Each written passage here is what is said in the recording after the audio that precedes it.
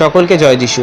Addiction বা মন্দ নেশা, যখন আমরা মন্দ নেশায় আসক্ত হয়ে থাকি বা কোনো মন্দ কাজের সাথে জড়িয়ে থাকি, আমাদের সেই কাজ থেকে বেরোনোর জন্য আমরা প্রার্থনা করছি বা আমাদের পালক পুরোহিতের কাছে প্রার্থনা করাচ্ছি, তবুও আমরা সেই নেশা থেকে হয়তো বেরোতে পারছি না। আমাদের সেই সময় অবশ্যই ফাস্টিং করতে হবে, কারণ ফাস্টিং একটা এমনই জিনিস, ফাস্টিং যখন আপনি করবেন, তখন যখন আপনি আপনার দেহর ওপর কন্ট্রোল করতে পারবেন, তখন অবশ্যই আপনি আপনার সেই মন্দ নেশা এবং সেই মন্দ অভ্যেস থেকে বেরোতে পারবেন।